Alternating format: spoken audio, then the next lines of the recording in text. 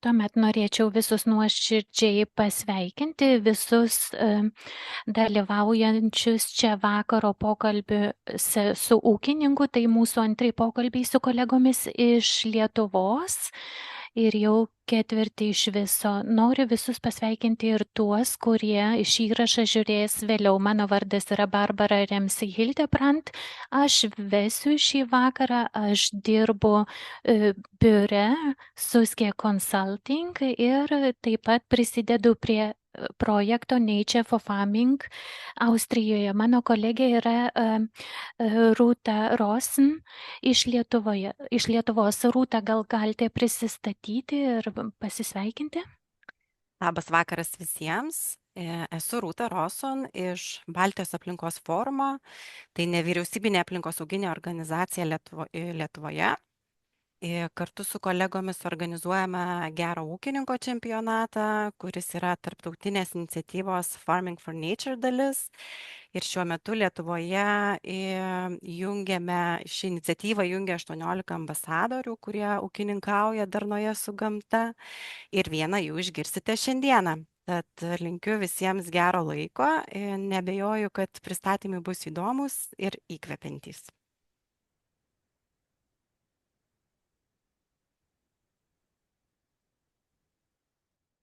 Labai ačiū Rūta, kad radote laiko šiandien kartu su manimi vesti vakarą Farming for Nature.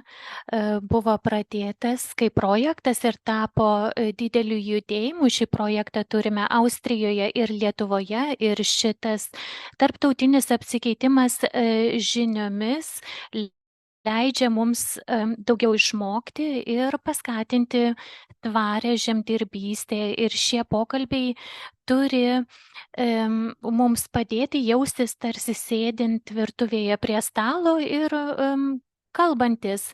Taigi, kokia bus eiga? Mes pradėsime su Aleksandro Štaindelio nuo jo pristatymo, paskui kalbės Nerijus Sukackas, abu iš viso kalbės maždaug pusvalandį, taigi kiekvienas po 15 minučių, o paskui visus norėčiau pakviesti dalyvauti pokalbiuose, užduoti klausimus, diskutuoti. Taigi mūsų pokalbiai ir skirti tam, kad mes visi kalbėtume, jaustumės tarsi sėdime prie stalo, taigi labai džiaugtumės, jeigu užduotumėt klausimus. Arba galite pakelti virtualią ranką, arba užduoti klausimus gyvai. Ir čiate turime galimybę užduoti klausimus, bet pastebėjome, kad geriau, jeigu klausimai užduodami gyvai. Aišku, čiatas irgi yra čia ir jeigu norite juo naudotis, pasistengsime atsakyti visus klausimus šiandieną. Taigi, kaip ir minėjau, būtų labai malonu, jeigu galėtumėte įsijungti kamerą, kad galėtume vieni kitus matyti. Man irgi labai malonu matyti jūsų veidus, o ne juodą ekraną. Taigi, gal ir galime pradėti. Ir šiandien vakare mes kalbėsime apie pievoms taikomų gamtosaugos priemonių kaštus ir naudą. Noriu pasveikinti du ūkininkus, kurie jau turi šiek tiek patirties šioje srityje. Abu yra biologinės įvairovės ambasadoriai Farming for Nature projekte. Abu kalbės apie priemonės, kaip jie skatina biologinę įvairovę savo ūkyje, kaip jie vykdo ganyklas, ganyklų sistemą puoselėje, kaip sodina krūmus, medžius ir taip toliau.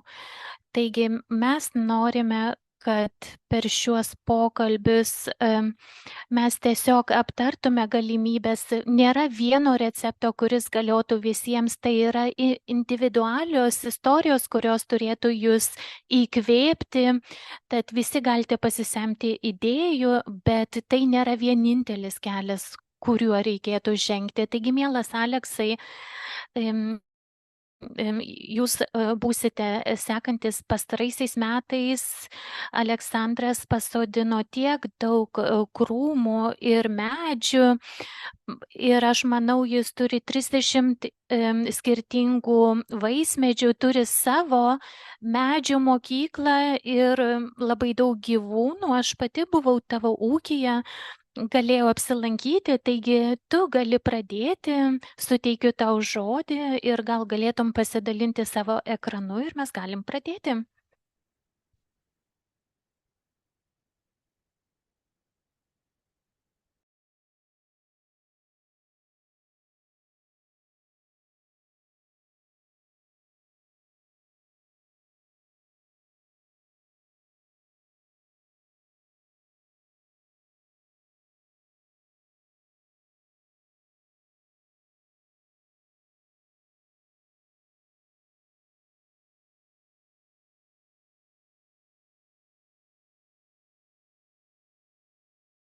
Ar tu esi dabar neteisingam kanale? Atsiprašau.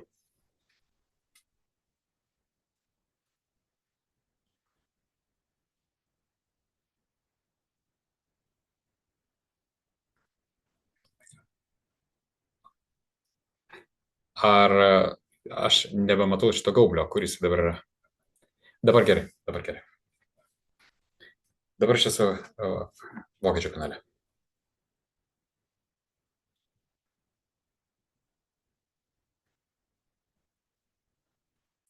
Taip, dabar pamiršau, ką norėjau papasakoti.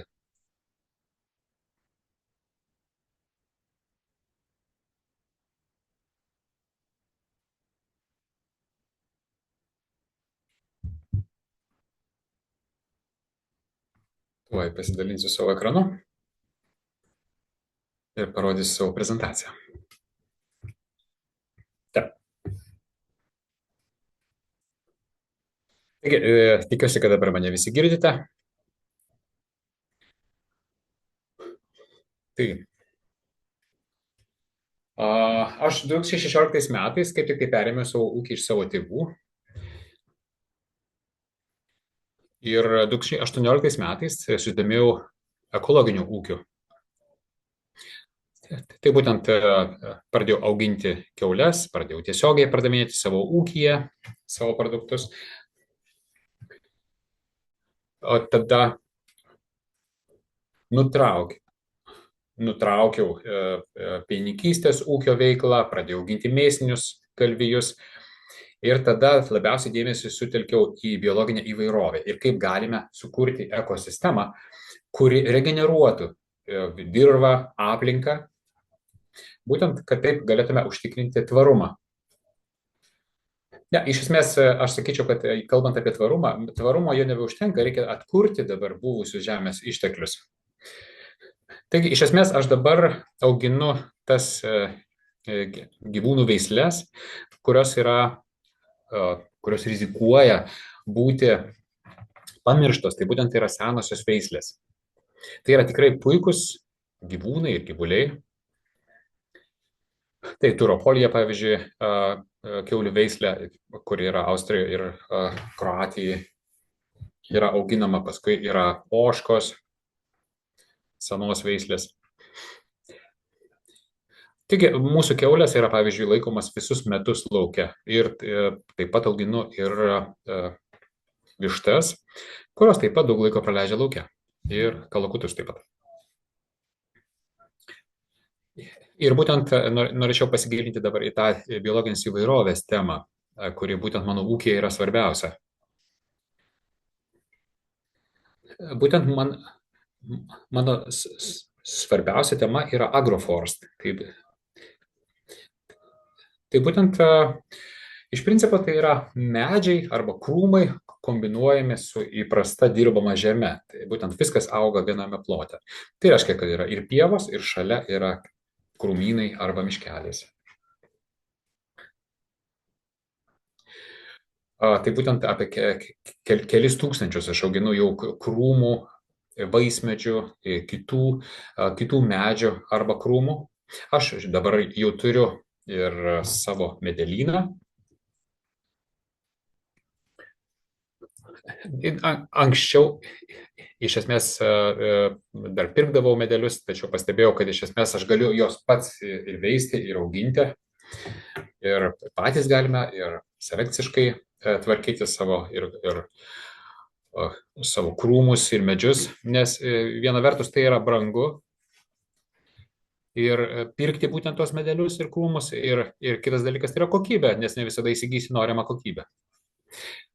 Taigi būtent agroforst tai yra mūsų dabar paskutinė pagrindinė tema ir mes naudojame atitinkamą sistemą, kaip galėtume apsaugoti savo vandens išteklius. Tai būtent tai yra keyline sistema.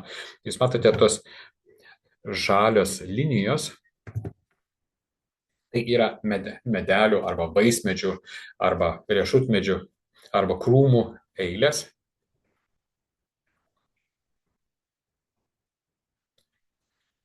Ir jos yra išdėliotas taip pagal aukščius, tai būtent kylant aukštyn, sakykime, įkalnėn. Mes matome, kaip tos linijos yra išdėstos, kad kuo mažiau būtų sunaudota vandens. Tai būtent, kad jisai nebūtų prarastas, kad jisai šiaip nenutekėtų nuo kalno, bet jisai būtų išnaudojamas iki galo.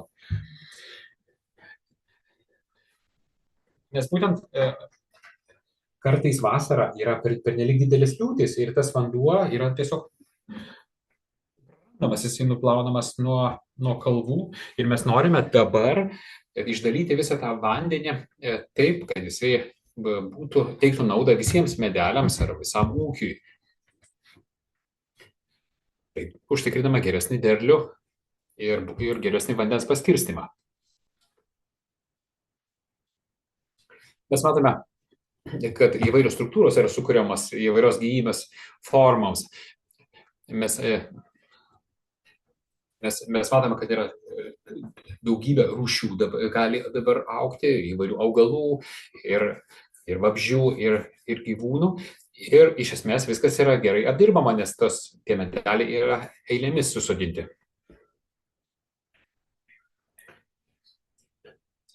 Mes matome, tai iš esmės yra taip susodinti medžiai, kad iš esmės mes mašinomis savo žemės ūkio neturime pernelyg daug kilti į kalną. Mes tiesiog palei kalną tada judame. Tai būtent tarsi įstrižai kalno. Ir tam reikia daug mažiau degalų, sutaupame ir, žinoma, ir darbo valandų ir taupame savo techniką. Mes matome, kad šita iš esmės eilė susodinti medeliai yra įvairių veislių. Ir kaip jau sakiau, vandens infiltracija yra geresnė ir agroforst apskritai yra didžiulė tema. Tai iš esmės agroforst domėdamais aš pajutau savyje tarsi kolekcininko tokį džiaugsmą. Nes mes pradėjome auginti vis daugiau įvairių veislių medelių, tai būtent 41 vaismedžių veislė, 325 įvairių augalų veislės. Ir mes auginame netgi tokius augalus, kurie, kaip galvotume, netgi neaugtų pas mus. Taigi, dar viena sistema yra, kurią mes taikome, tai yra saulės formos pieva. Mes gauname savo gyvulius taip, kad jie užima tik tam tikrą tą trikampį ir jie ten nuėda visą žolę. Ir mes paprastai tada suginame čia į centrą tos gyvulius paskui ir gename tada į kitą trikampį. Ir vadinasi, per kelias minutės galime taip gyvulius perkelti į kitą trikampį. Ir matome, tos linijos, tai yra pasodinti, ten yra vaismedžiai, įvairūs laukiniai krūmai. Mes sukūrėme taip, sakykime, ne tik tai pievas ir savo galvijams kažkokį naudingą plotą, bet ir sukūrėme atitinkamas tarpus, kuriuose gali veistis įvairūs augalai, gyvūnai. Tai reiškia, mes galime užtikrinti tam tikrą biologinę įvairovę.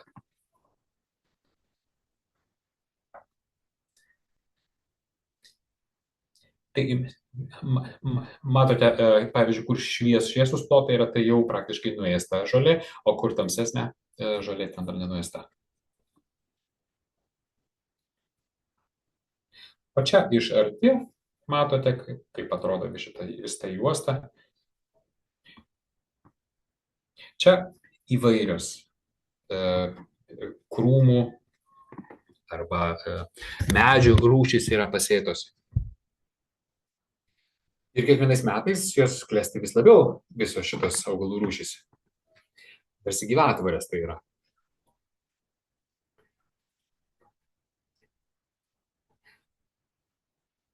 Ir mes matome, kad Austrijoje, pavyzdžiui, yra daugybė senų medžių, kurie iš eilės yra taip susodinti. Ir mes norime kaip tik ir apsaugoti tos medžius ir kad viskas atrodytų kaip ir pakankamai gerai jie atrodytų. Bet juos visą laiką apšienaujant yra daug darbo. Todėl mes norime efektyviai išnaudoti savo pajėgumus ir apauginome juos įvairiais krūmokšniais, žolėmis, medeliais. Tai reiškia, kad nebereikia tiek daug prižiūrėti, jų nereikia pjauti visko per daug. Ir antra vertus, mes sukūrėme tam tikrą gyvybinę erdvę, tai bioįvairovė. Tai tarsi yra tokia didžiulė gyvatvorė, kuris skiria vieną, sakykime, pievą nuo kitos ir užtikrinama biologinė įvairovė. Tai reiškia, taip sukūrėme daug daugiau naudos. Ir sukūrėme tam tikrą ekosistemą. Dar vienas dalykas mūsų ūkyje yra, kad mes norime išsaugoti tas drėgnas vietas, kur paprastai drenuotume, tokį pavyzdžiui, šaltinį arba kažkokią pelkę, bet mes ją išlaikome. Na, iš esmės drenažas yra pakankamai brangus ir kita vertus mes norime išsaugoti, sakykime, ir tą vandenį, kuris ten yra.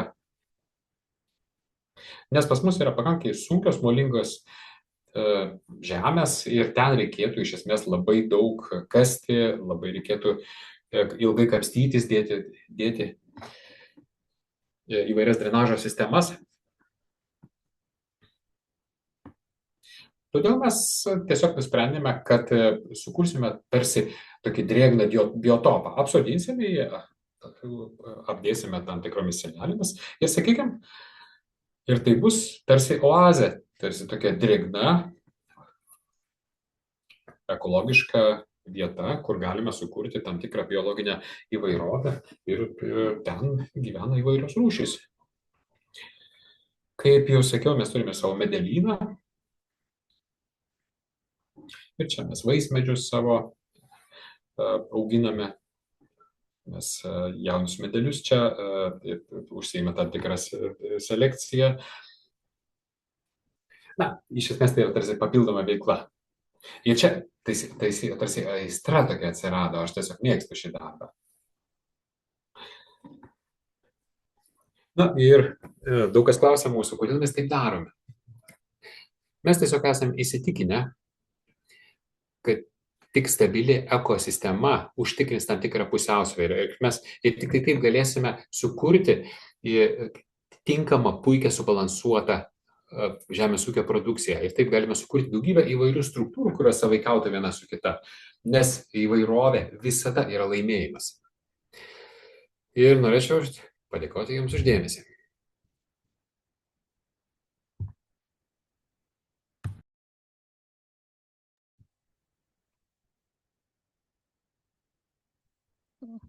Gerai, sustabdykite savo ekrano dalinimąsi. Labai ačiū Jums, Aleksai, už šį labai įdomų pranešimą ir įžvalgas į Jūsų ūkininkavimą. Aš jau tai mačiau ir gyvai, ir tikrai labai įspūdinga, ką jau jūs nuveikėt, nors esate toks jaunas ir kiek padarėte dėl bio įvairovės. Pas jūs visada saulė yra pakilusi toje vasaros ganykloje, ypač labai jums ačiū. Dabar gal tęskime su Nerijaus pristatymu. Nerijus turi gyvulininkystės ūkį ir daugelis teritorijų yra Natura 2000 teritorijoje ir tie plotai irgi pasižymi bio įvairovė ir bus labai įdomu išgirsti tavo pasakojimą, Nerijau. Taigi labai tau ačiū, kad šiandien radai laiko irgi pakalbėti apie savo patirtį. Teisingai, būk geras, pasidalink pristatymu ir suteikiu tau žodį.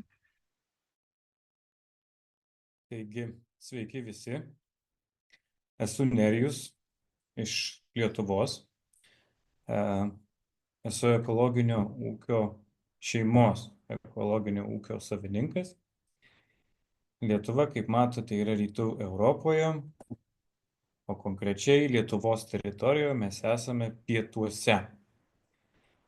Labai gražiam Metelių regioniniam parke, kuriame yra vienas trečias didžiausias ežeras Lietuvoje yra Duse. Dabar kaip tik matote vieną iš panoramų. Kaip jau minėjau, mano apie 90% ūkio plotų yra Natura 2000 teritorijose, kurios yra saugomos. Jose yra nemažai saugotinų vabzdžių, paukščių bei augalų buveinių ir natūralių buveinių. Taigi, ką mes auginame?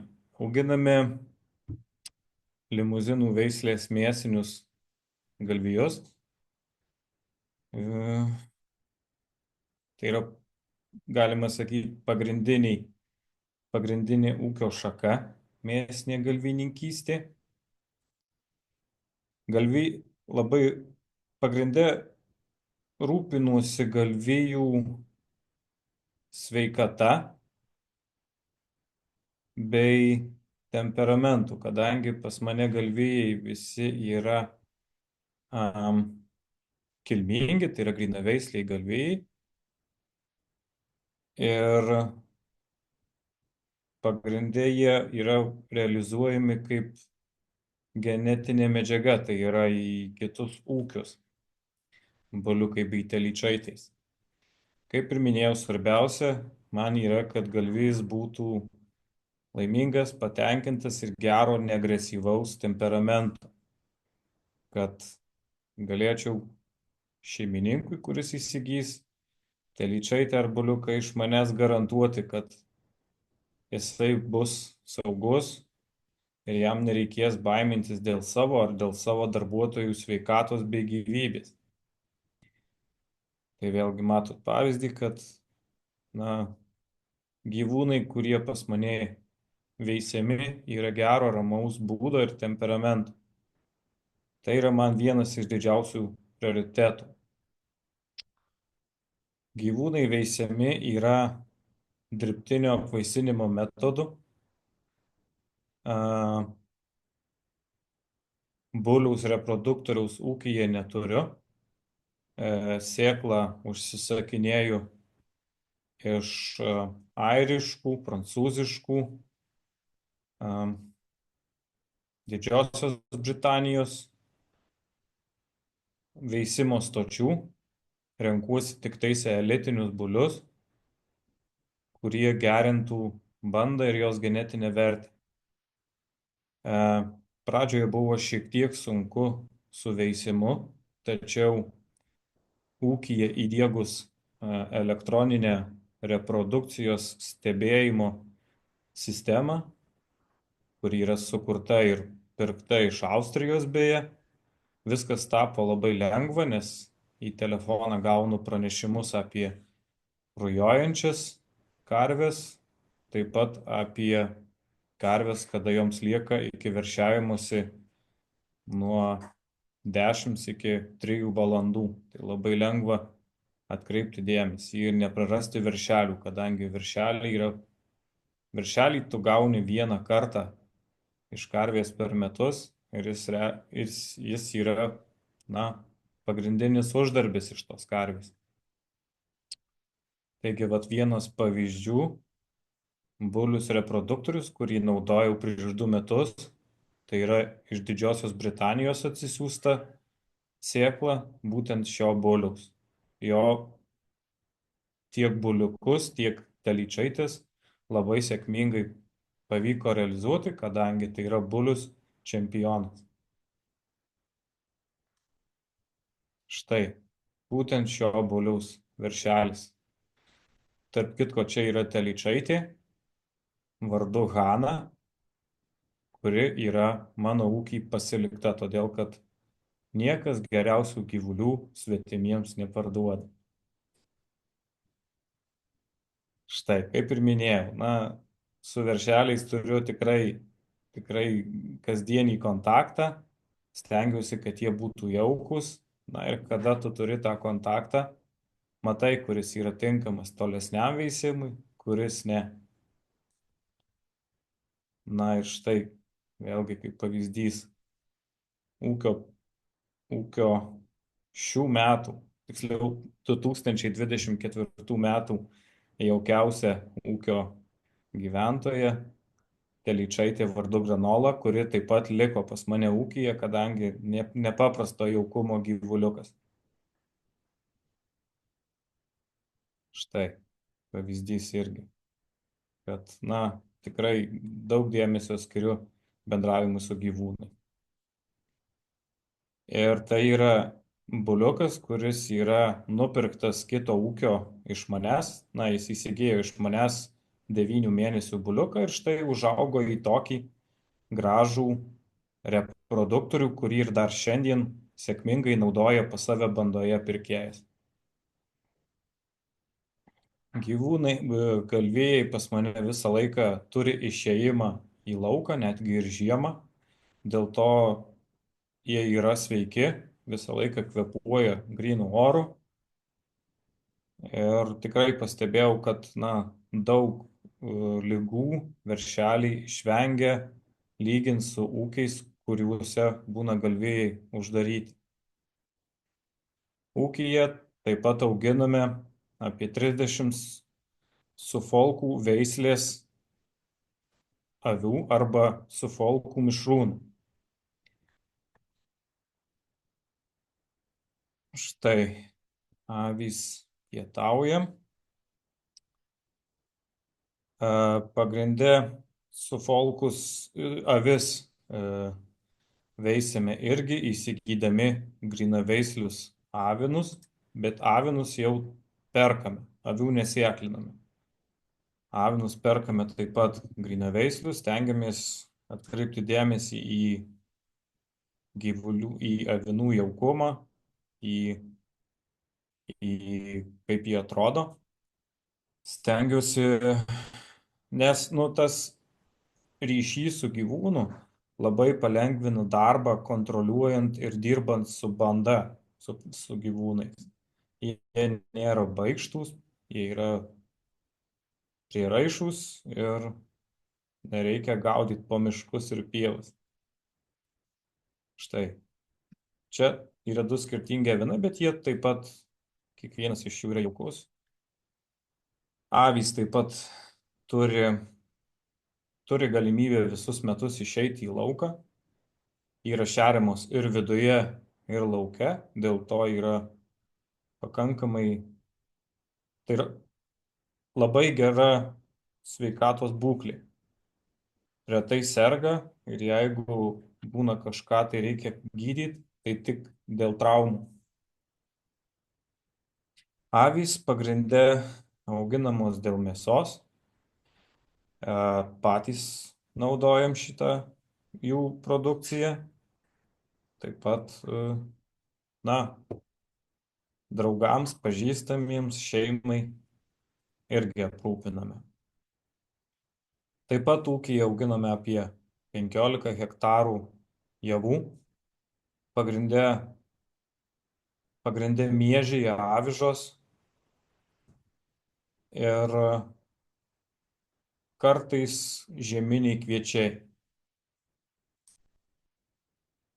Taip pat auginam žolių mišinius, daugiamečių žolių mišinius, iš kurių darome konservuotą pašarą avims bei galvijams žiemą. Vienas svarbiausių darbų ūkyje, ne vienas, o pats svarbiausias darbas ūkyje, tai yra šienapjūtė, kadangi jinai aprūpina ūkyje auginamus galvijus ir avis pašaru visam šaltajam metų sezonui. Štai matote jos pradžią, tai yra žolės pjovimas. Toliau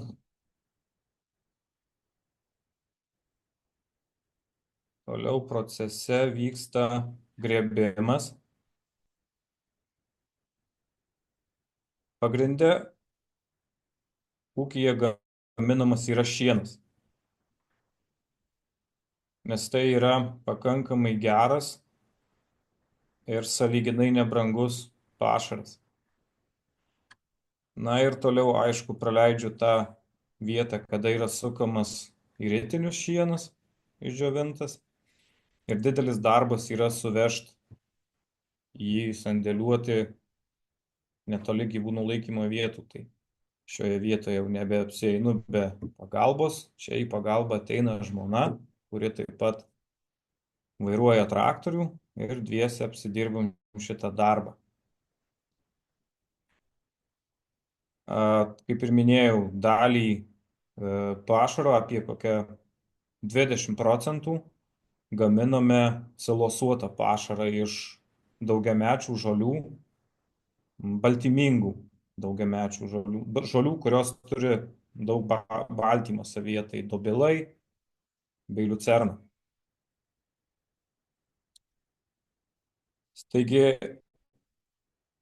kaip ir minėjau, esame Natūra 2000 teritorijoje ir apie 80% ūkio plotų užima daugiametės natūralios pievos, kurios, kad būtų produktyvios, jomis reikia teisingai rūpintis.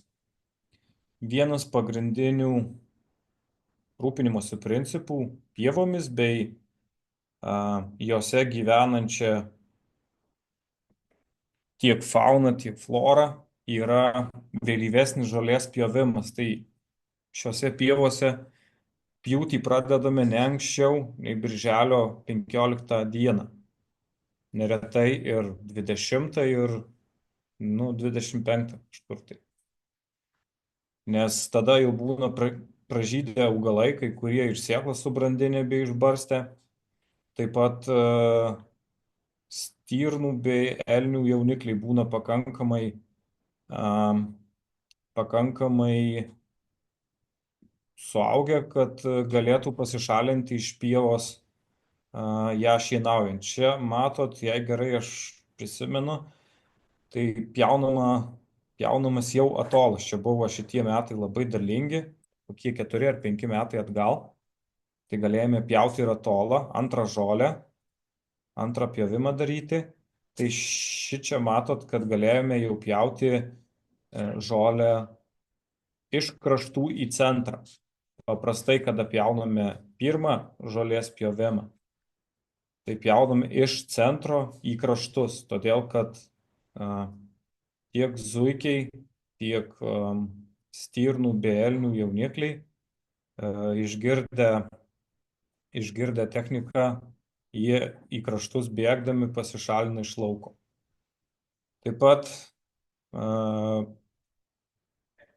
bandžiau tokį natūralių pievų pagerinimo būdą, kuris nepasiteisino. Tiesa, bandžiau jį pievose, kurios kažkada buvo sukultūrintos. Dabar aš ten, kaip sakyt, bandau atkurti tas natūrales pievas ir bandžiau įsėti žolių mišinius artimus savo sudėtim daugiamečių žolių sudėčiai, bet eksperimentas nepasiteisina. Matyt, gamta pati susitvarkys po kažkiek laiko ir atsikurs tos natūrali pievas savo sudėtimi.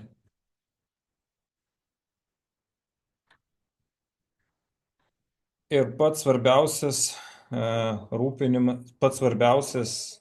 būdas rūpinantis daugiametėmis pievomis, tai yra jų ganimas, teisingas ganimas. Teisingas ganimas turiu omeny neperganimas ir kuo įmanoma ekstensyvesnis jų eksploatavimas, kad galvijai neištryptų bei nenuėstų žolės stiebo iki pat šaknų, nes joms tada labai sunku ataugti. Ir metai iš metų jos išsistekena ir būna labai prastos sudėties, nes išnyksta kai kurios vertingos žolės. Štai, kaip ir minėjau, ganome pievas ir taip jomis rūpinamės. Labai stengiuosi, kaip mačiau Aleksandris, kuris minėjo, kad labai daug medžių pasodino, tai aš labai daug medžių stengiuosi išsaugoti. Medžių, akmenų, santalkų, kadangi medžiai yra tiek buveinės paukščiams, vietos, kuriuose jie gali sukti lizdus. Taip pat akmenų santalkos yra pakankamai nebloga vieta. Akmenys, kurie akumuliuoja šilumą dienos metu ir šaltesnių metų laikotarpiu pastebėjau, kad galvijai tikrai mielai renkasi aplink akmenis nakvoti, matyt, šildosi. Tai tokias stengiuosi oazes palikti, jeigu jos ten yra ganyklose, arba sukurti. Na ir yra kai kurios pievos pas mus tokios pusiau laukinės, kurias stengiausi šiek tiek pritaikyti galvijams ganytis. Ten nedarom nieko, jie tiesiog ganosi, ateina ir daro savo tvarką. Medžius, kurie yra, sakykime, per menki, panaikina. Medžius, kurie yra vertingi, jos kažkaip tai atsirenka ir susikuria savo šešėlį kaitrę dieną, o žolę nugano, taip pramisdamos. Tai yra labai nuostabios pievos, kuriuose tikrai stebiu didelę bioįvairovę paukščių, vabzdžių, drugelių daug.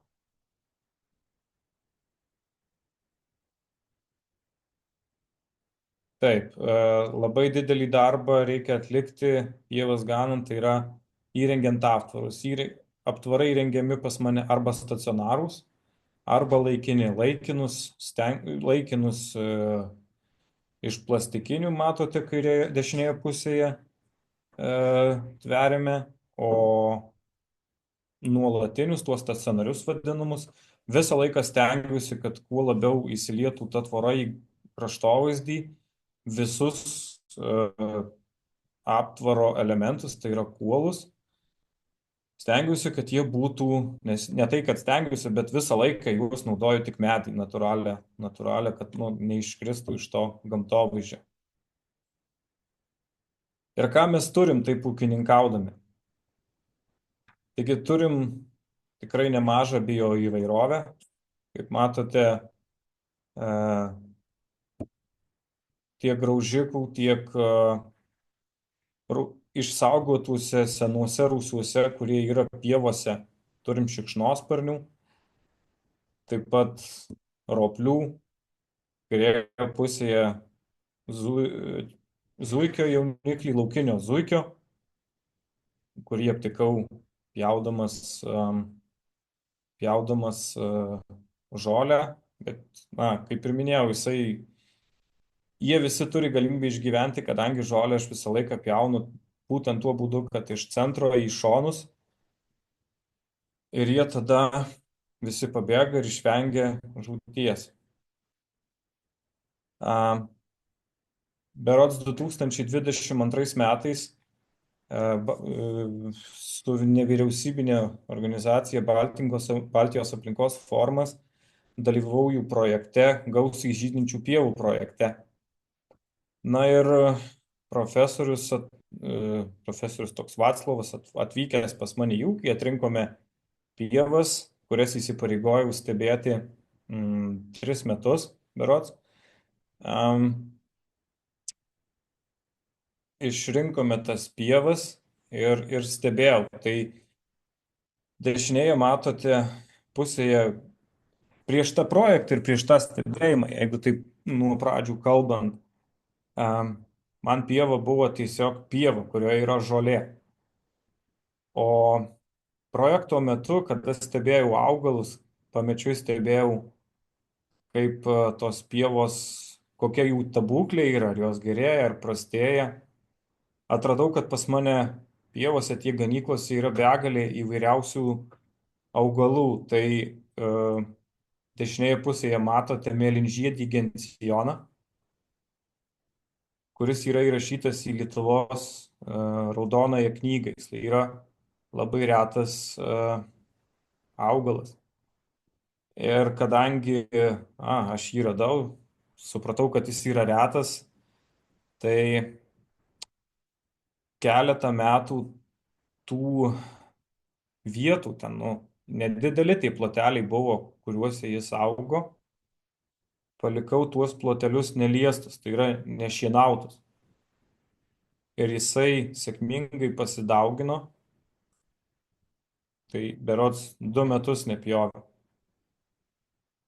Tai 3 metuose jų padaugėjo, sakykime, jeigu kokiam kvadratiniam metre buvo 1 arba 10 kvadratinių metrų buvo kokie 4, tai šiai dienai apie 30 yra. Va. O kairėje matote pusėje labai taip pat irgi retą augalą, tik dabar pamiršau šiek tiek jo pavadinimą, jis irgi yra įrašytas į raudonąją knygą. Tai taip saugom, stengiamės atkūrinėti ir dauginti.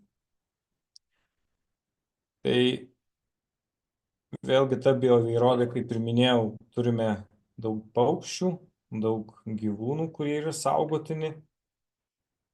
Ir jeigu pastebėsite kairėje pusėje, tai yra aptvaro kuolas. Ir matyti dėl to, kad gyvenu darnoje su gamta, kad saugoja, kad rūpinuosi jos bioįvairovę. Bebrai kiekvienais metais ateina ir atsidėkodami nugraužia apie kokią 20 arba 30 kuolų tvoros. Tai turbūt jų tokia padėka. Na ir pabaigai tai nieko nemėgstu daryti liūdnai. Tai čia yra kūrinys, kuris yra prie kelio. Jį pastačiau, kad pralinksmint vaikus, kur juos mokykliniais autobusiukais veža į mokyklą pro mūsų namus, pro mūsų vieną iš pievų. Tai čia gal 2 metai atgal buvo. Tai dar vienas gyvūnas, kuris trumpam laikui apsigyveno pas mus laukuose. Tarp kitko labai išpopuliarėjo, sakyčiau, mūsų apskrityje. Tai labai daug žmonių važiavo, fotografavosi, daug kas dėkojo. Tai juokiuosi, kad apsigyveno dėl to tokio draugiško ūkininkavimo gamtai, net lokiai pas mus laukuose. Tai ačiū uždėmesį ir laukiu klausimų.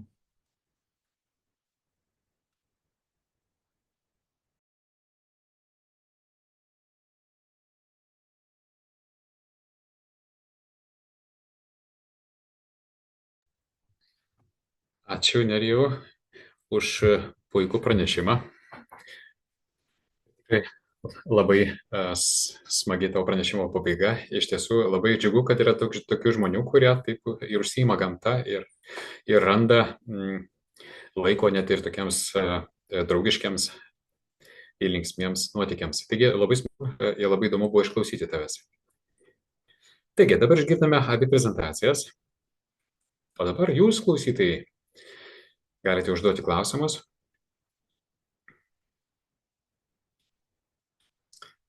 Kaip jau sakyta, tiesiog kelkite ranką, užduokite klausimą ir jį bus atsakyta. Kas turėtų klausimą Nerijui arba Aleksandrui?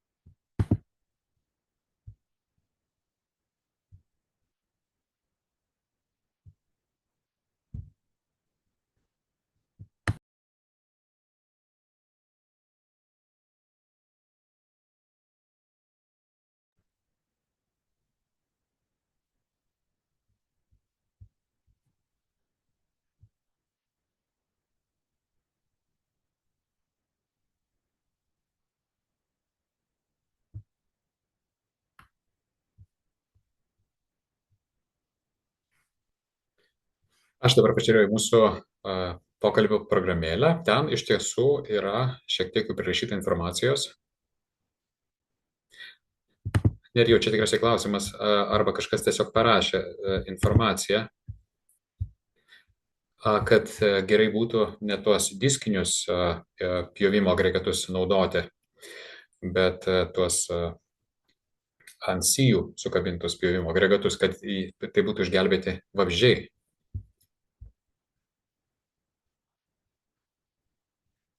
Kaip manai, iš tikrųjų, ar verta atsisakyti tokių besisukančių, rotuojančių pjovimo aparatų? Žinau, apie ką kalba eina. Esu kažkada bandęs, bet turint omeny, kad labai didelę dalį šienaujamų plotų pas mane užima natūralios pievos, tai tose pievose yra dažnai būna, sakykim, taip, kurmiarausių. Ir yra labai didelis vargas, kada būna kurmiarausiai. Aišku, nebus visas laukas vien kurmiarausiai. Bet yra labai didelis vargas, kada yra kurmiarausių ir su klausytojo minėta šienapjove, šienau. Tai ten pastoviai reikia ją užkiša, užvelia. Taip, aš manau, kad gali būti tame teisybės, kad apie vabzdžių išsaugojimą galvojant būtų galima naudoti to tipo šienapjovę, bet kada pabaigi šienauti ir, aš vis tiek galvoju, kad nemažai vabzdžių yra augalo viršutinėje dalyje, arba bent jau, iki vidurio.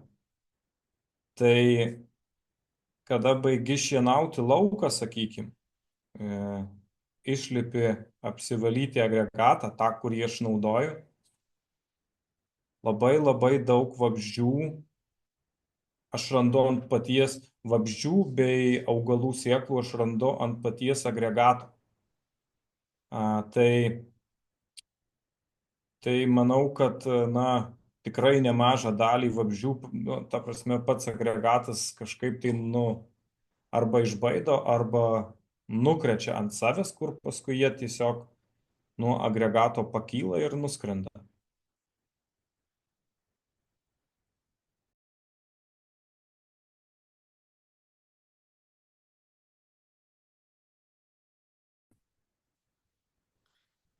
Ačiū už tavo paaiškinimą, už tavo požiūrį. Kažkas dar rašo. Ar turi problemų su nuodingais augalais savo pievose? Nuodingais. Manau, kad ne. Manau, kad nesu tikras, ar ten jų nėra, bet kadangi,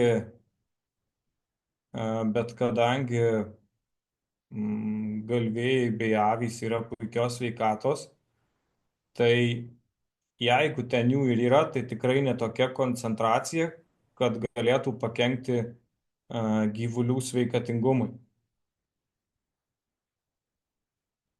Beje, va, kaip matėte, gražiai žydintis augalas, kurį parodžiau savo skaidrėje, geltonai žydintis augalas, kur neprisiminiau pavadinimo, dabar dar neprisimenu, tai jis iš tikrųjų yra nuodingas. Jis yra iš tikrųjų nuodingas ir čia vienas toks botanikas man pasakojo, apie jį tikrai plačiai papasakojo. Matyt, ne taip gerai papasakojo, kad pavadinimo neprisimenu, bet vat jisai yra nuodingas ir pasižymi haliucinogeninių poveikių.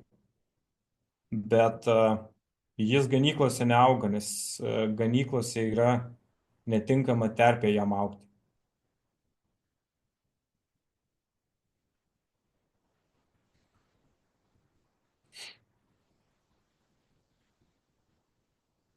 Ačiū. Ja, taip, čia kaip tik parašyta juodoji drignė, vadinasi tas augalas. Taip. Jau prisiminė. Miela Rūta, yra dar vienas lietuviškas klausimas, kurį gali perskaityti kaip tu. Gerai, tai aš tada paskaitysiu. Klausytoja Eglė sako, labai gražus ūkio pristatymas, Nerijau. Sveikinimai su puikiu įdirbiu. Noriu paklausti, ar praktikuojate rotacinį ganymą, ar gyvuliai dažniausiai būna tose pačiose ganyklose. Jei taikote, kokio intensyvumo jūsų vykdomas rotacinis ganymas?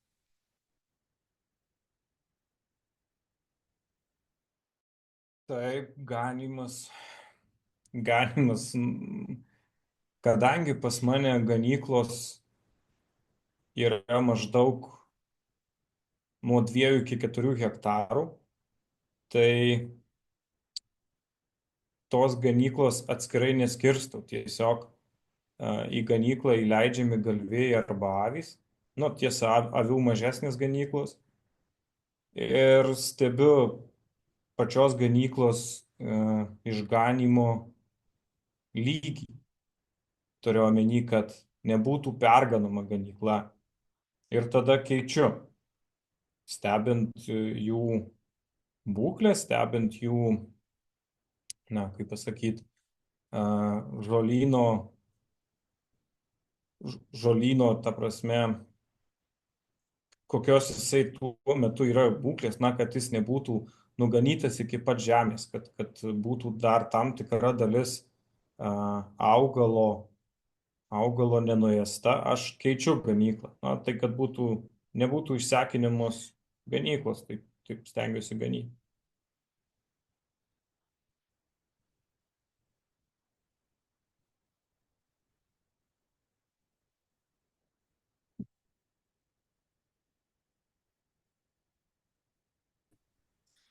Ačiū. Dar yra klausimas Aleksui. Johana, uždavėjai. Aleksai, ar galėtum dar truputį paaiškinti tą regeneratyvinį žemės ūkį? Kuo jisai skiriasi nuo tvaraus arba ekologinio ūkininkavimo?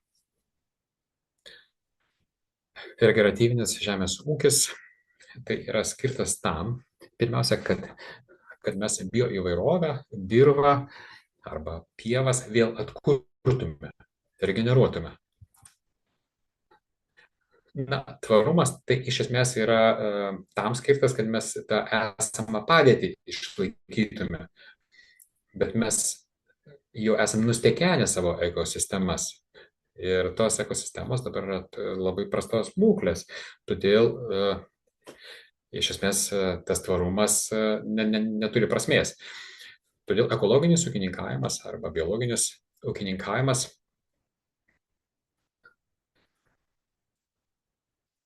taip pat buvo toks išnaudojantis pačią žemę, pačius augalus. Tai būtent didžiulės mašinos žemės ūkio buvo naudojamos, buvo daug. Reiškia, kad iš esmės tai nėra regeneracinis žemės ūkis. Tai iš esmės tai yra tvarumas užtikrinamas, tai yra tam tikras išsaugojimas biologinės įvairovės, bet tik tai išsaugojimas, tai neatkuriama. Tiesiog žemė išnaudojama, aplinka išnaudojama, bet niekas neatkuriama.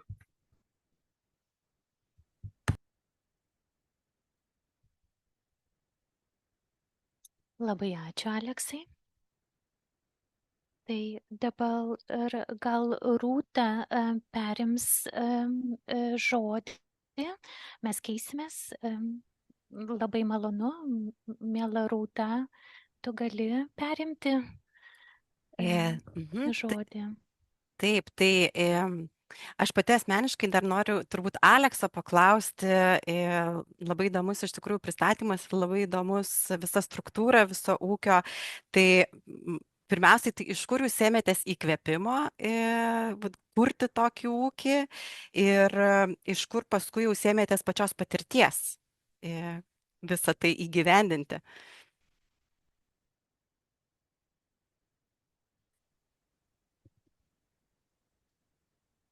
Labai geras klausimas ir man jis užduodamas labai dažnai.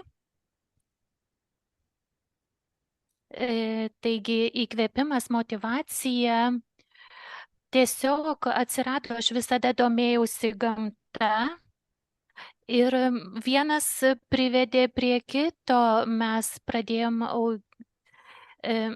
lėtai, o paskui ta agromiškininkystė viską labai paskatino. Mes norėjome įvesti medžius į savo ūkį ir iš pradžių aš labai gilinau žinias, skaičiau knygas, žiūrėjau vaizdo įrašus, klausiausi pranešimų, žiūrėjau viską, ką galėjau rasti šią temą, kad susipažinčiau išsameu ir taip atsirado ta aistra įvairovė. Aš vis norėjau žinoti daugiau, aš apskritai labai smalsus žmogus, visą laiką noriu išmokti kažko naujo. Nu va taip ir prasidėjo. Ačiū už atsakymą. Tuomet dar vienas klausimas Nerijui yra nuo Eglės, kuri taip pat sako, taip pat norėjau pasiteirauti, kaip vykdote galvijų nukirminimą. Ar žinote, kad įvairūs vaistiniai preparatai naudojami nukirminimui gali stipriai pakenkti tiek dirvožemiui, tiek įvairiems bestuburiams, ypač galvijų mėšlo skaidytojams, pavyzdžiui, mėšlavabaliams? Žinau. Nukirminimo nenaudoju, todėl kad... Aš... Taip. Todėl kad darau tyrimus galvijų išmatų periodiškai. Prevenciškai žinau, kad galvijų virškinamojo trakto parazitai pagrinde plinta per vandenį. Tai girdymas nevyksta iš natūralių šaltinių, tai yra tokių kaip natūralūs tvenkiniai, ten ar balos, ar pelkės. Jie vasaros bei žiemos sezonų gauna švarų vandenį. Tai va, pagrindė, sakiau, nukirminimo nevykdome, vykdome prevenciją bei tyrimus. Gerai, ačiū už atsakymą. Ir taip pat dar vienas klausimas yra Aleksui. Eglė klausia, ar savo srityje atliekate biologinės įvairovės tyrimus, kad stebėtumėt pokyčius, pavyzdžiui, drugelių arba augalų tyrimus?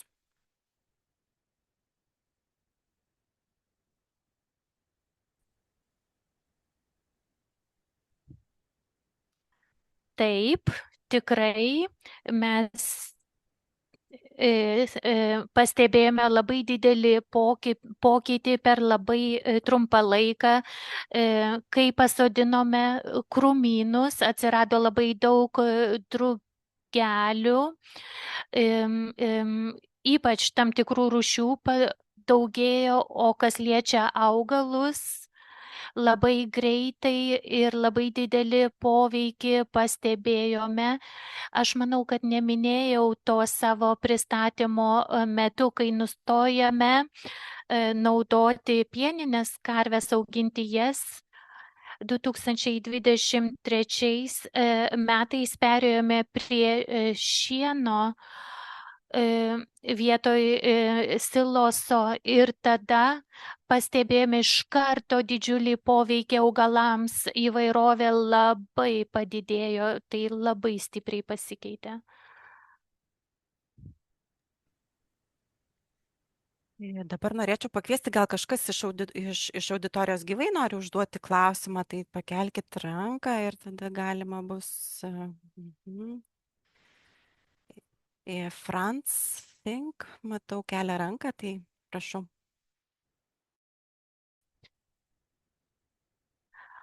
Labas vakaras, Aleksandrai. Jūs sumažinot pieninių karvių kiekį, tai aš manau, kad pakeitėt viską taip. Mes turėjom 20 pieninių karvių, o kai tai pakeitėm, dabar tuos plotus naudojame vištoms ir avims.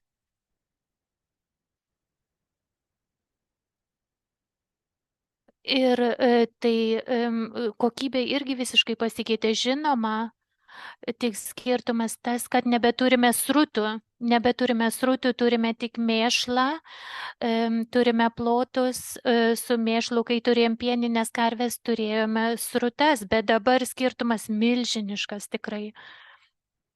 Jo, taip, dalykai greitai pasikeičia, taip.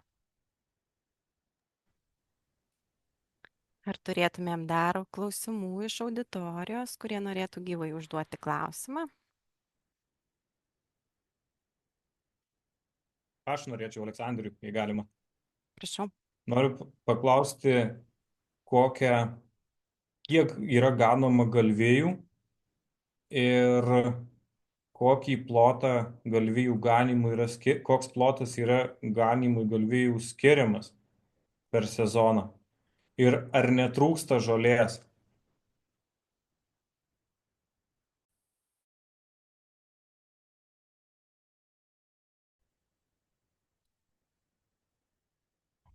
Taigi mūsų plotas šitoj vasaros ganykloj turime 3,5 hektaro arba 3,7 hektaro.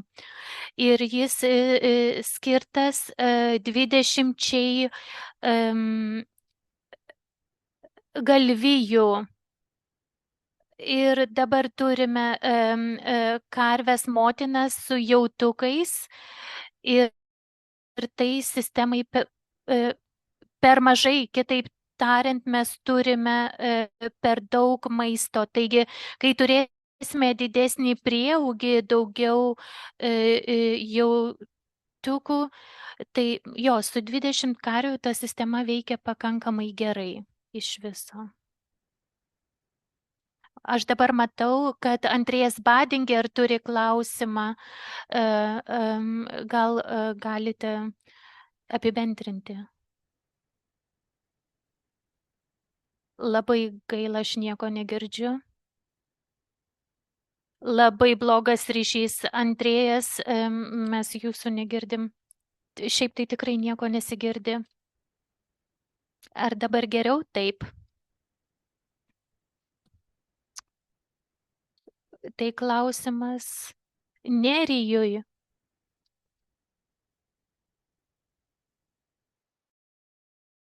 Ne, atsiprašau, tai Aleksandrui. Ar jums reikia drėkinimo sistemos vaismedžiams, ar ne?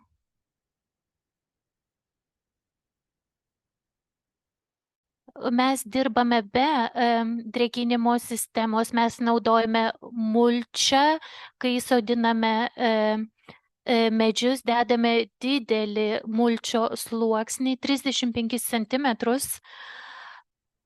2 metus mes taip darėme ir kai būna labai toksai didelė sausra, tai medžiai netaip išdžiūsta, bet šiaip apskritai tai viskas vyksta taip pakankamai gerai. Per metus kritulių kiekis mums nėra toks reikšmingas. Mes turime 800 mililitrų kritulių,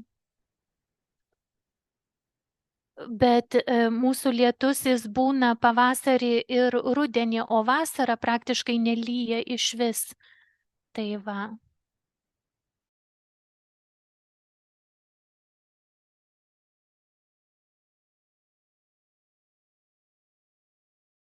Andrėjas, jūsų kokybė ryšys buvo labai blogas.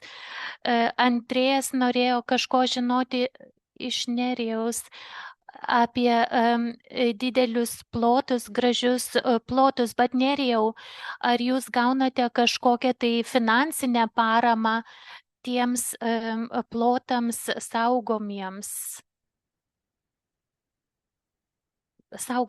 plotams, ar gaunate kažkokią finansinę paramą? Pievose ir ganyklose, kurios yra Natūra 2000 teritorijoje, tai galime gauti 70 pievom, turiu omeny, 70 eurų hektarui. Tai, bet yra, kaip ir minėjau, yra įsipareigojimai. Tai tais metais, kada sieki tos paramos, tų 70 eurų už hektarą, tai turi atlikti šienavimą vėliau negu 15 birželio. Šienauti pradėti po 15 birželio. Ir tais metais negali tręšti jokiomis trąšomis, nei mineralinėmis, nei organinėmis.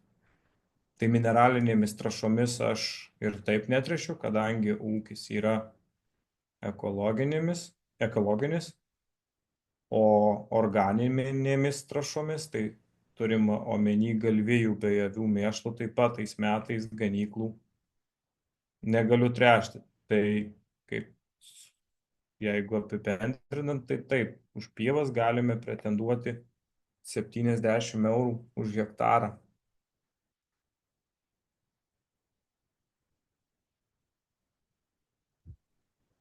Bet aš pabaigsiu gal tada apibendrindamas dar labiau tą klausimą. Taip, gauname mes tą priedą, tačiau gauname, ką mes iš to gauname. Mes gauname žymiai prastesnės kokybės šieną. Kadangi jis pjaunamas jau nemažai vėluojant, labai nemažai būna sausųjų medžiagų jame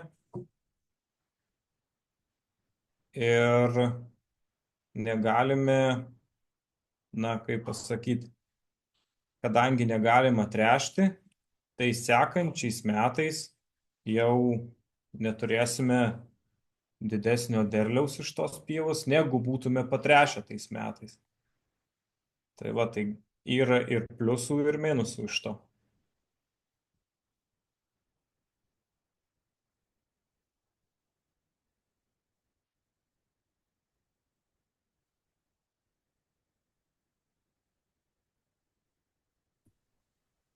Ačiū, Nerijau.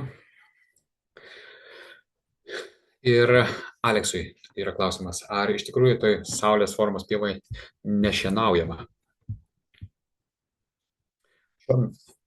Šiuo metu iš tiesų nereikia ten nieko šienauti, bet aš nepjoviau žolės.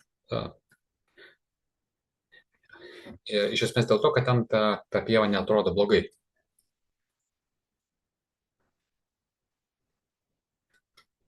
Na, iš esmės gyvūnai sutrypia tą žolę, ją nuėda tą žolę, tai kol kas išsilaiko, sakykime, ta pieva kaip ir tokios pakankamai geros išvaizdos. Na, kaip ir sakiau, šiais metais aš dar svarstau, ar pjauti ar nepjauti, nes bet kokiu atveju reikės dar pažiūrėti kitais metais, nes šiuo metu turiu per mažai gyvūnų, ta prasme, per mažai gyvulių, kad jie nuėstų arba sutryptų tą žolę.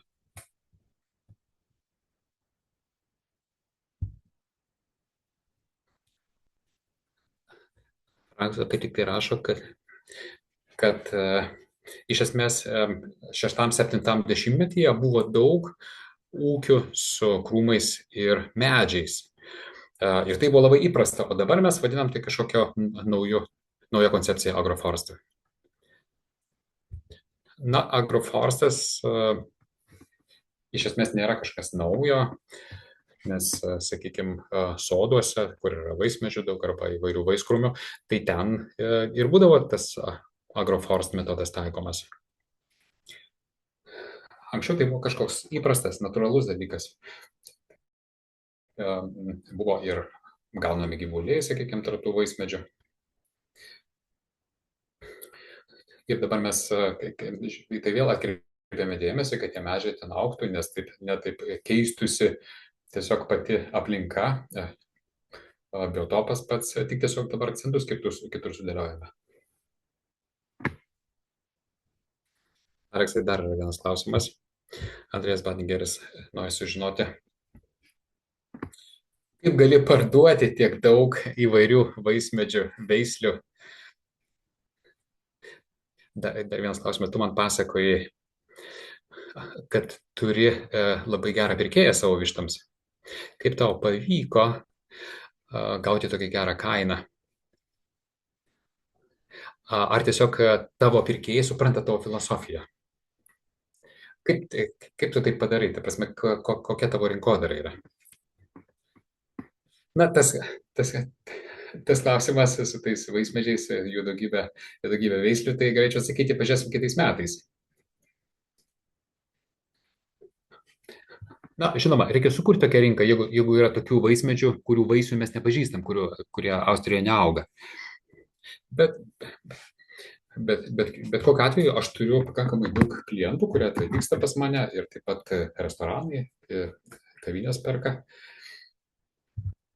Ir iš esmės turiu ir nemažai pirkėjų savo vištams. Ir bet kokiu atveju aš socialinėme tinkle, pavyzdžiui, Instagram arba kitose platformose skelbiu reklamos.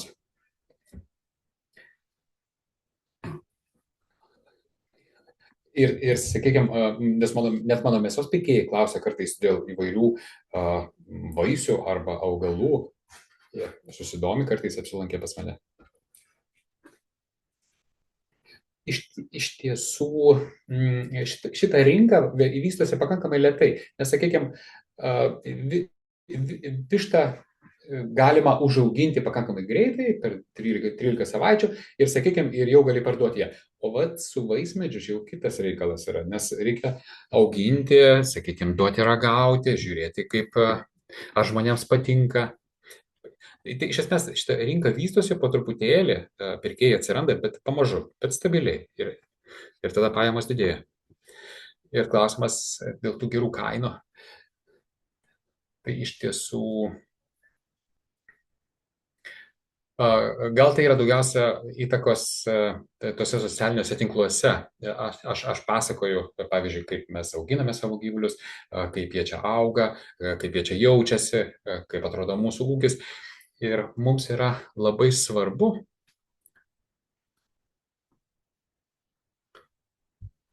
kad tokie, sakykime, produktai būtų kažkaip reklamuojami arba jie būtų svarbus. Už tai ir mokame didesnę kainą. Ačiū, Aleksai. Aš pastebėjau, kad kuo mes ilgiau kalbamės, tuo daugiau klausytojų turim, kai kurie prisijungė jau vėliau. Na, mums liko dar 12 minučių. Dabar kaip tik geriausias laikas užduoti klausimus. Kas čia norėtų dar kažką pridurti arba paklausti dar kartą? Prašau. Aš matau čia viršuje iškilusios 2 rankos.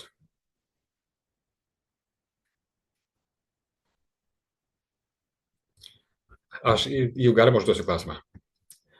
Norėčiau pasveikinti visus iš Steiermarko. Ar norėčiau paklausti Alekso? Man šitą Saulės formos pieva labai įdomi pasirodė.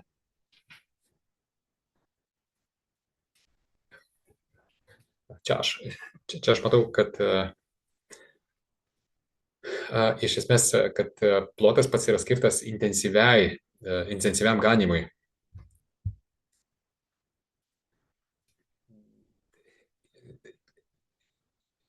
Ir iš esmės čia dabar yra trumpos žolės pieva dabar auginama. Ar čia buvo kažkas kito auginama?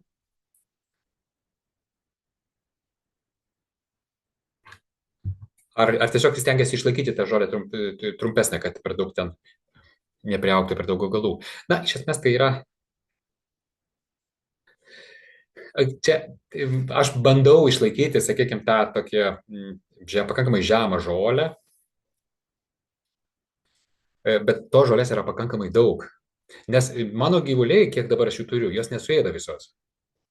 Žinoma, galima, sakykime, tą žolę sutrypti, tai tarsi ir mulčia susidaro. Tai reiškia, kad vis daugiau užauga tos žolės, nes jinai nesuėdama pakankamai, nesutrypiame tiek, kiek reikia. Na, čia priklauso, aišku, ir nuo sezono, kokia ta vegetacija. Bet kokiu atveju aš turiu tikrai jau daug tos pievos. Na, galbūt dažniau galima, sakykime, nuganyti tam tikrą plotą, bet kokiu atveju užauga daug daugiau, negu spėjai jos nuganyti. Ir tarsi maisto prasme, jos yra labai daug. Tos žolės.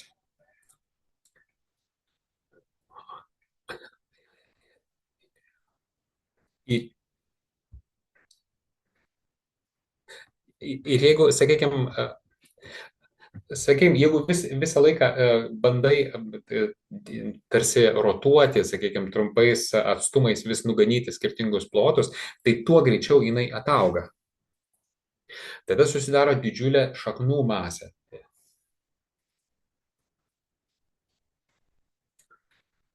Ir tada prasideda labai intensyvi regeneracija, tada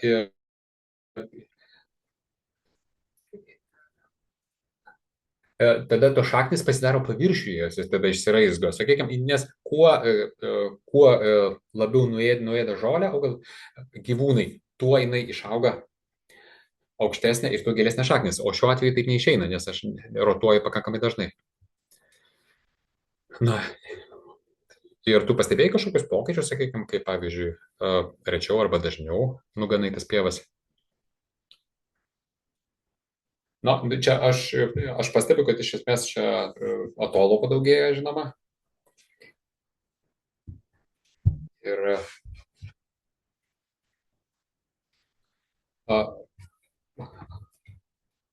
galbūt šita sistema pirmiausia skirta tam, kad būtų išlaikyta bioįvairovė.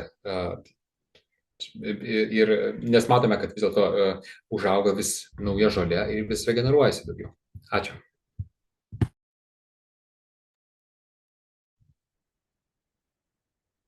Taip, Karl-Heinz, aš irgi turiu klausimą Aleksui. Ar turi problemų su pelėmis? Taip. Ir netgi didelių problemų.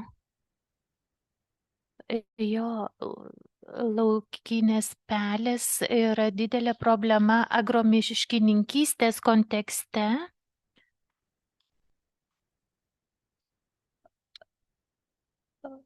mes turim labai skirtingų problemų su skirtingomis pelėmis ir pastaraisiais metais buvo labai blogai, netgi praradom derlių 2024 metais. Ekosistema tik jai prireikė laiko atsigauti ir atrodo, kad pagaliau šiek tiek mažėja pelių skaičius, nes turime plėšrių paukščių, netgi keletą plėšrių paukščių rūšių ir tie paukščiai medžioja ir pagaliau ta ekologinė sistema atsigauja ir tikiuosi, kad ateityje, ateinančiais metais nebus tokių didelių nuostolių.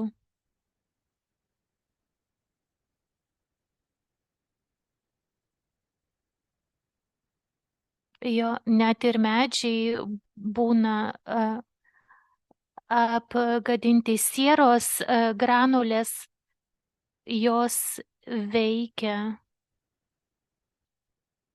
Ir netyčia atradau tą priemonę, bet kai labai stipriai lyja, netaip gerai jo. Tai mūsų medžių kiekiai yra labai dideli, taigi netgi nelabai įmanoma kovoti su ta problema. Ir aišku, mūsų pagrindinis tikslas yra, kad regeneruotųsi ekosistema. Aišku, medžiai ir krūmynai reikalingi, kad ta ekosistema atsirastų ir kad biologinė įvairovė būtų puoselėjama, bet tada atsiranda tokia problema kaip pelės, tai vat mes kaip ir tokioj kryžkelėj. Gerai, ačiū. Dar yra klausimai abiems, vienas klausimas abiems pranešėjams, kuris skamba, ar svarstytumėte galimybę įsigyti paslaugą, samdyti biologą, kuris atvykęs į jūsų ūkį galėtų įvertinti jo biologinę įvairovę ir ar tai padėtų jūsų ūkio produkciją galbūt parduoti geriau. Tai galbūt nuo Nerijaus galim pradėti. Taip, idėja visai nebloga. Tikrai tokią paslaugą, manau, susidomėčiau, bet gal net ne dėl pardavimų, dėl paties savęs. Nes kaip jau minėjau, kai dalyvavau gausiai žydinčių pievų projekte ir mano keliose pievose apsilankė profesorius Vaclovas Tukonis iš Lietuvos, tai kažkaip biškai pasikeitė pats požiūris paties į tą pievą, ten, ta prasme, kažkaip žiūri ne kaip į visumą, o kaip į atskirų rūšių gyvenvietę tokia. Pieva tai nėra, pradedi žiūrėti į tą pievą tiesiog ne kaip į vietą, kur gamini pašarą, o į plotą, kuriame vyksta realus gyvenimas su savo kasdienybė, su savo iššūkiais. Tai va, tai, žiūri kaip į gyvą organizmą, tai man pačiam tas labai įdomu ir tikrai norėčiau tokios paslaugos dėl paties savęs, bet ne dėl pardavimų.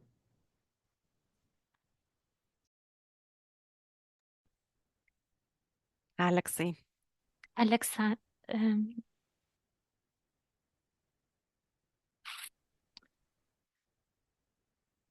negalėčiau dar gražiau to pasakyti, visiškai pritariu ir man tai būtų labai įdomu išmokti, pamatyti, kokių rūšių aš turiu savo laukuose, aišku. Galima tai naudoti kaip rinkodaros aspektą, tai nepakenktų, bet aišku, man pačiam tai būtų be galo įdomu.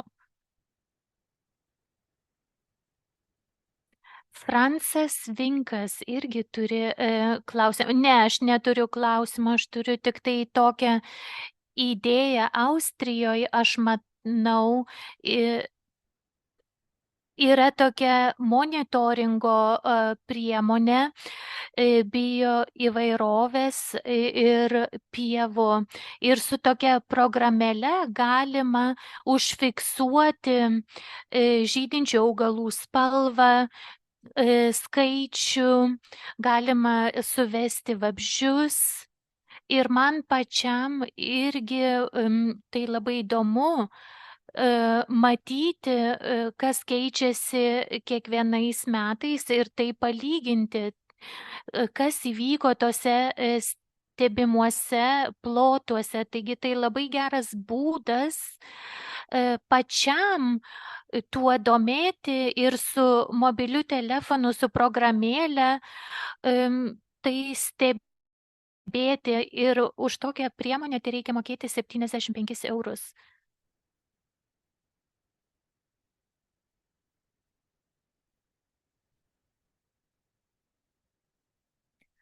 Aleksandra, tau klausimas, kokiam plote turit vaismedžius? O galima daug laiko apie tai filosofuoti, kadangi mes turime skirtingus aukščius ir plotmes, tai renkame visokias rūšis, didelius medžius, žemesnius, ir juos naudojame skirtingose ruožuose, viską, ką galim.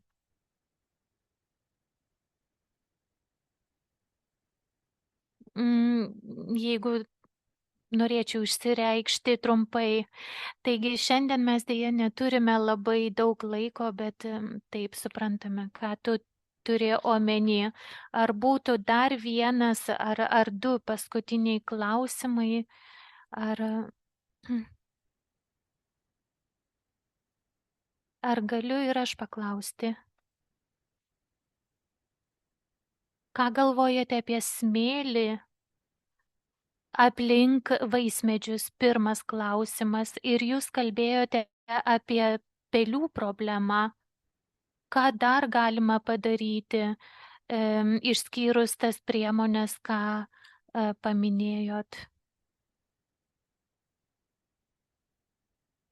Ką galima padaryti, kad geriau kovotųsi su pelėmis?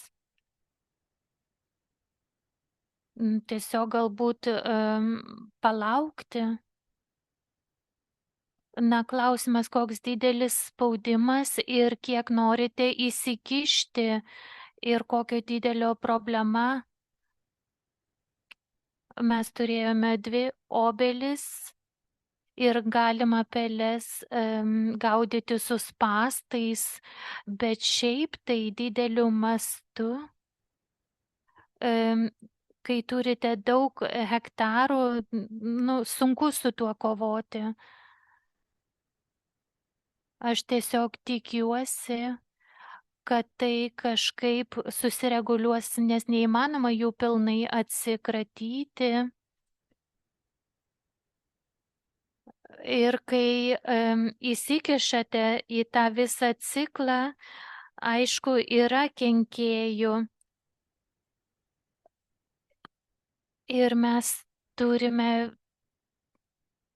daug maisto toms pelėms, bet jeigu įsikišat į visą tą ekosistemą ir sunaikinate medžiotojo maistą, medžiojančių plėšrūnų, ir tada ta ekosistema, jinai nesivysto darniai ir gali atsirasti kitų problemų.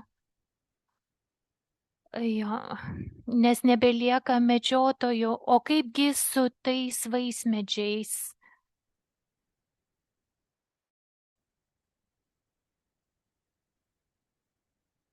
Kuo trumpesnė žolė aplink vaismedžius, tuo lengviau medžiojantiems gyvūnams, kaip katėms pavyzdžiui, jeigu yra didelė žolė, tai ten tos pelės gali daugintis labai puikiai, nes plėšrūnai jų nemato. O kaip su elektroniniais prietaisais, kurie skleidžia tam tikrus garsus, juos laikot nesąmonę? Prieš pradėdami agromiškininkystę mes naudojom prietaisus, kurie turi išgąsdinti peles, tai mes panaikinom tas peles iš savo sodo, bet tikrai gerai tie prietaisai neveikia, tikrai jie nelabai gerai veikia.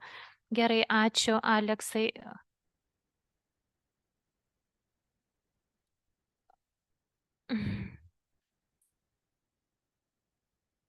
Tai tiesiog galima turbūt tik išgąsdinti tas peles, bet šiaip tai jų atsikratyti labai sunku su tuo sieros granulatu irgi. Gal galima kovoti, bet tikrai nėra lengva kovoti taip. Sieros granulatos aš išbandžiau tai ir tai veikia. Praeitais metais turėjau senesnius medžius, 24 metais dalyvavau mokymuose, kaip prižiūrėti vaismedžius. Ir mes turėjom 20 metų senumo obelis, didžiulės obelis, ir jos kiekvienais metais per paskutinius 3-4 metus mes praradom 10-15 medžių, nes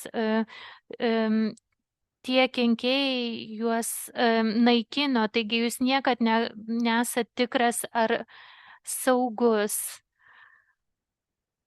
Jo, tikrai biški sunku, per 2-3 metus medžiai sunaikinami jo, bet su tuo granulatu mes dabar dirbame. Tai va, bet taip tikslingai mums nepavyksta dirbti. Aš turėjau tiek daug medžių, kad jo baigi dirbti su vienu medžiu ir jau tenka dirbti su kitu. Gerai, ačiū.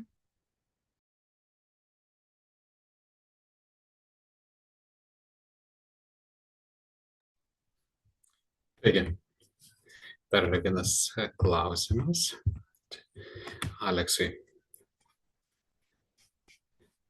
Kaip, pavyzdžiui, ūkininkai yra integruojami į tą naują koncepciją būtent ūkio?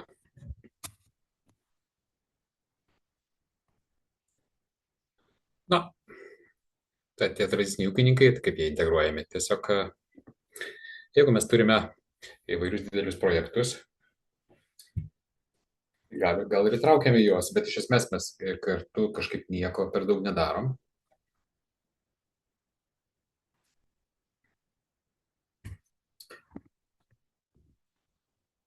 Na, bet pačią koncepciją jie jau žino, ta prasme, yra sunku iš tikrųjų integruoti. Jie skeptiškai žiūri į tos įvairius naujus dalykus.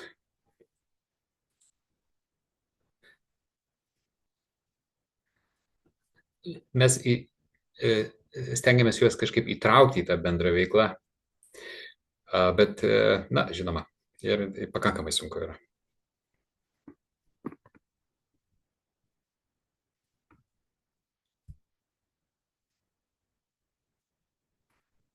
Yra dar paskutinis klausimas, nes jau pakankamai vėlu, Lietuvoje dabar 1 valandą vėliau.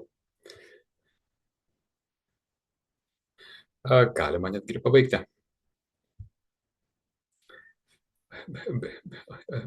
Bet kokiu atveju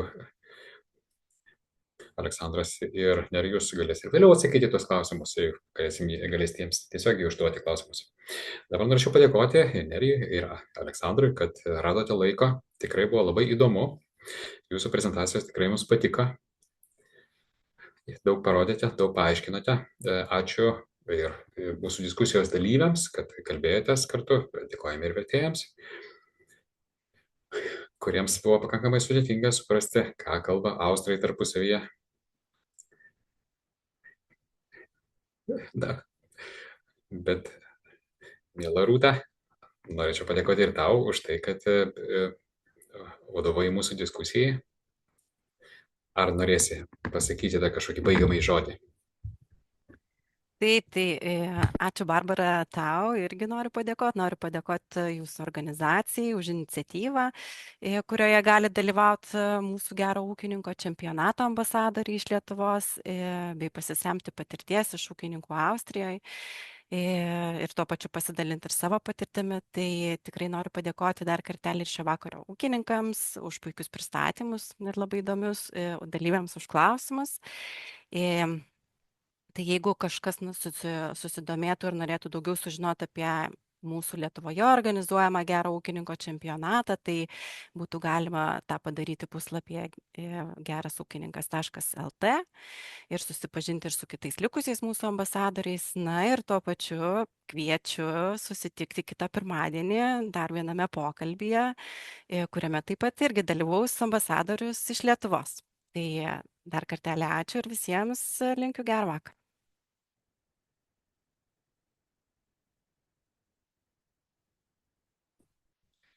Ačiū, Rūta, už anonsą. Ir kitą pirmadienį mes turėsime jau paskutinį šią žiemą mūsų pokalbį. Kalbėsime apie pardavimo koncepcijas, kalbėsime apie biologinį vyną, apie vynininkystę. Ir turėsime ir svečią iš Lietuvos. Taigi norėčiau pakviesti jūs dalyvauti, diskutuoti ir prisijungti